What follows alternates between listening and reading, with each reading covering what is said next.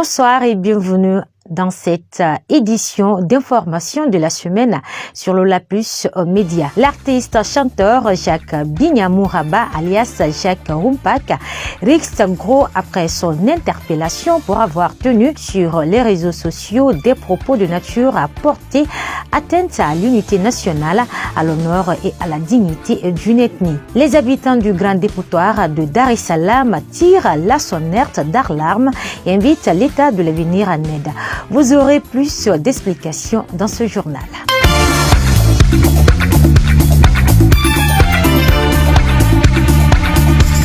Une fois encore, bonsoir. Kokoli Bignamou Raba alias Jacques Rumpak a comparu cette semaine au tribunal de première instance de Koya. Il est poursuivi par le collectif contre la haine ethnique en Guinée.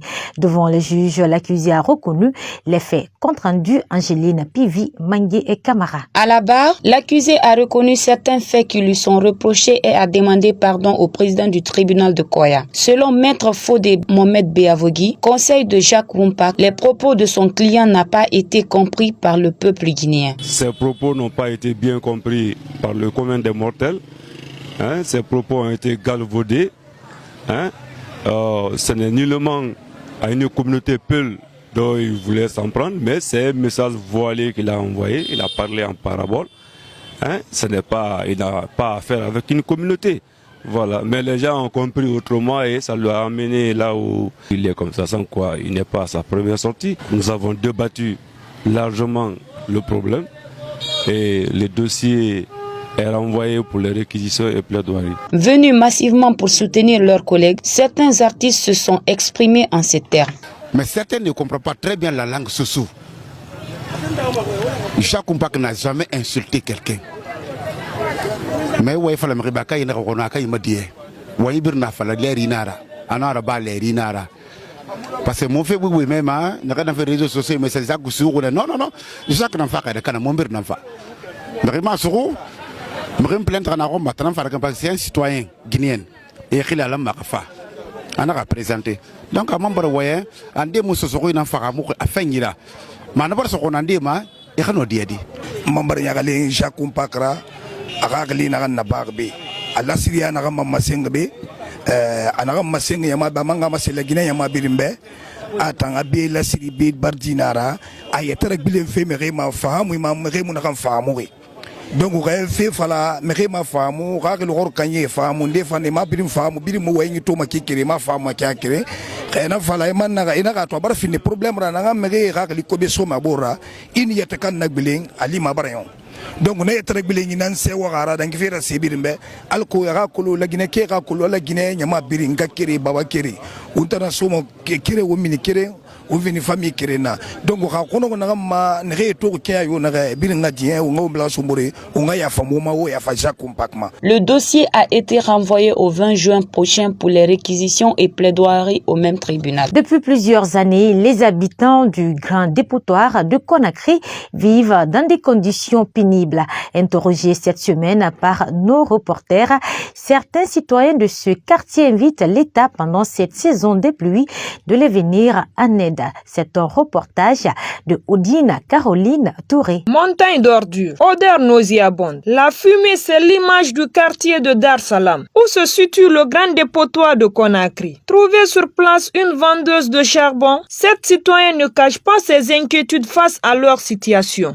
Parce que mon ya tire nyogera asoma mu sondo ngie kwa asoma mu bonye kwa na mu fate biri nkuto nyogeta na kera se kade mo be fere mo na mu yi donc na kui mu kuna fala mu konto filoto mu ko bar wule fala hemme gbegbe mo furaka mo gade furaka nyogera kona kiri capital na mbira be bara findi mo ko tambe nyoge sadira donc na tanto na garo mo fate kamuka vala mo furaki na kamama vala mo furaki na pise mo nyoge na ndoko ana dangira turi fa mana dusu mo kunna turi na iti akhriso mo fati ku kana sika de mo na mo be tore gbegbe na mo mato menga sa yin ka wo mo mali ginyoge ka ba mo de ala no akhera ka fira aka mo fande me aka mo mali Poursuivant, 7 autres habitants expliquent leurs conditions de vie dans cette zone.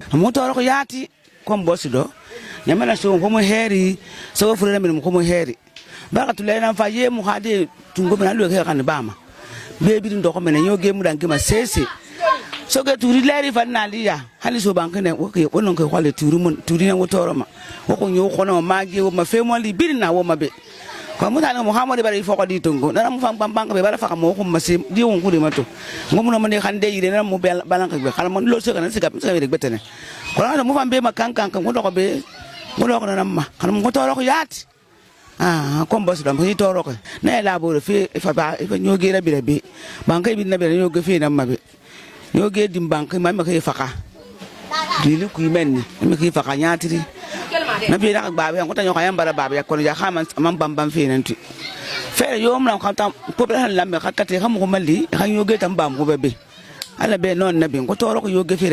Pour rappel, ce grand dépotoir de Conakry a causé la mort de plusieurs habitants de ce quartier. La scripture est un métier qui a tendance à être oublié par de nombreuses générations en République de Guinée. Cependant, c'est un art qui contribue non seulement au développement économique et culturel du pays à travers ses œuvres qui s'inspirent de l'histoire, des faits naturels et réels, des êtres vivants ou des objets précieux dans nos différentes sociétés. Compte rendu. Arrêté entre ces nombreuses statuettes en image des êtres humains, des animaux sauvages rares, ce scripteur en compagnie de ses apprentis explique l'historique de son métier. Depuis des générations, nous les grands-pères étaient forgerons. Et mon grand-père était forgeron de Samori, au temps de Samori. Après, chaque moment, il y a l'inspiration pour le travail. Et après, le moment de mon père est venu, eux, ils étaient en bijouterie. Après, lui, il a dit à ses enfants de faire, laisser bijouterie, fait en bois, la sculpture. Il y a des enfants qui étaient intelligents, ils ont fait ça en sculpture en bois. Ce sont eux qui sont ici à Conakry, Kaloum, partout, à Bessia. Alors, nous sommes une famille sidimée de sculpture, la famille. Après moi, en notre temps, nous on a vu l'ivoire, on faisait l'ivoire dans de l'éléphant et il y a eu l'interdiction de ça. Bon, et grâce à moi aussi j'ai commencé, au lieu de les autres faire en bois, je faisais en bois, mais j'ai créé en faisant en ciment. Et c'est ça que je suis dans ça aujourd'hui. Et avec toute l'aventure, les voyages que j'ai fait, c'est toujours en bois et le ciment. Si cet homme de métier utilisait le bois comme la matière principale pour fabriquer ses œuvres, aujourd'hui il le fait avec le ciment et autres matières. La première fois c'était en bois. Mais après maintenant, actuellement moi je fais en ciment. Et on fabrique d'abord le squelette en bois, en ciment, en fer. On soude d'abord avec en fer. Parce que si on attache le fer, avec le moment de soulever, ça va détacher dedans. Vaut mieux de souder. On soude, après on met le ciment. Actuellement, on travaille avec ciment, fer, ciment. Et après la finition, peinture, c'est tout. Il décrit que les Guinéens commencent à s'intéresser à ses œuvres grâce aux travaux qu'il a réalisés dans la capitale Conakry et certaines autres villes. Les Guinéens commencent à comprendre, parce que grâce à les petits travaux que j'ai faits dans les villages, c'est-à-dire les ressortissants de tel village qui s'y douent, ils peuvent appeler pour embellir leur ville. Les ressortissants de Kouroussa, ils peuvent aller embellir leur ville. Les ressortissants de Labé et d'Alaba, il y a beaucoup de mes travaux à Dalaba et à Kissidou, bon, ils commencent à intéresser. Même ici à Conakry, il y a les gens qui commencent à intéresser. Et ils voient que c'est très joli pour embellir la maison. Ce maître sculpteur précise sa collaboration avec ses apprentis du moment dans l'exercice de son métier. C'est les petits enfants des voisins. Ils voient que le travail, ça les plaît beaucoup. Et ils viennent m'aider à travailler. Et après le travail, je les donne les petits sous, les petits jetons. Alors s'ils restent à rien faire, ils ne gagnent rien. Bon, chaque enfant, quand il fait le soir 10 000, 20 000, c'est de les encourager. et eux aussi m'aident aussi à travailler. Mais si c'est pour l'apprenti, c'est un peu difficile. Sauf il faut que tu sois dans la famille, une famille, parce que nous on est nés dedans. Toutes nos familles sont des sculpteurs. Mais les enfants leur famille n'ont jamais fait la sculpture, quand ils viennent, le temps est trop long être un maître. Il peut faire. Dans les autres métiers, tu peux faire 2 ans, 3 ans, tu sors comme un maître. Mais le travail là, ça dépend de votre intelligence. Si vous êtes intelligent, bon, si ça prend beaucoup d'années, 5 ans. Et actuellement, les enfants ont besoin de gagner leur vie rapide et attendre jusqu'à apprendre le métier. À nos temps, nous, on avait l'amour des métiers. Les œuvres de la sculpture ont une importance capitale dans l'embellissement des lieux publics et des espaces privés. Le ravitaillement des habitants de Conakry en eau potable par le gouvernement cause d'énormes problèmes aux consommateurs qui sont à la recherche d'eau afin de satisfaire leurs besoins. Cette difficulté de manque d'eau pousse plusieurs citoyens à creuser des forages dans leur domicile.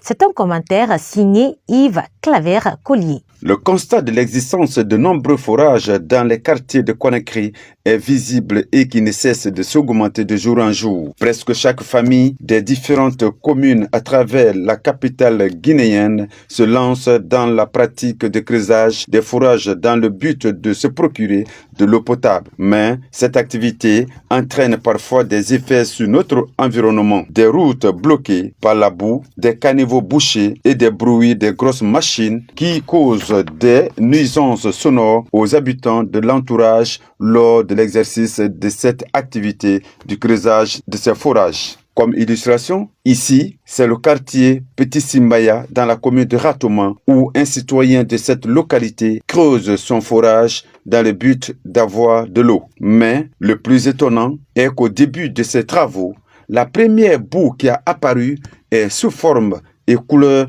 de ciment, chose qui est inhabituelle aux yeux de plusieurs observateurs de la zone. Au cours de cette semaine, assez de personnes qui ont assisté à ces fêtes y vont de leurs commentaires. Mais jusqu'à présent, les citoyens de ce quartier restent dans la question « qu'est-ce que c'est ?» et sans réponse sur le champ. Voilà, mesdames et messieurs, c'est la fin de ce journal de la semaine sur Lola Plus Média. À tous, merci de l'avoir suivi. Grand merci à Mangi Kamara et à Mori Koroma pour la réalisation. Bonne soirée.